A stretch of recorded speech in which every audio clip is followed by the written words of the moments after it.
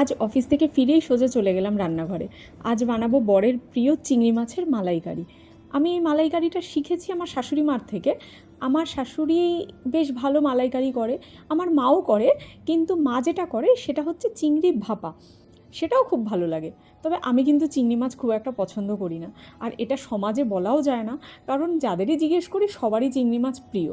কিন্তু আমার শাশুড়ি যে মালাইকারিটা করে সেটা বেশ ভালোই লাগে। বড়ও পছন্দ করে। বর পছন্দ করে বলেই স্পেশালি আমি রান্নাটা শিখেছি। আসলে আমার শাশুড়ি যেহেতু এখানে থাকে না, তো আমি চেষ্টা করি আমার বরের যেগুলো ভালো লাগে বা ও যেগুলো খেতে ভালোবাসে সেগুলো করে খাওয়ানোর। তো আমি শাশুড়ির থেকে এটা শিখেই এসেছিলাম।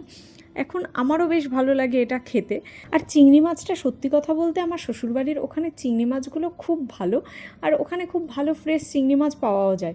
আর পাওয়া যাবে না কেন, ওখানে তো চিংড়ি মাছ চাষ হয়। এখানকার মতো চিংড়ি মাছ আমাদের এখানে না পাওয়া গেলেও কিন্তু এই মালাইকারিটা যেই চিংড়ি দিয়েই করি সেটাই বেশ ভালো লাগে।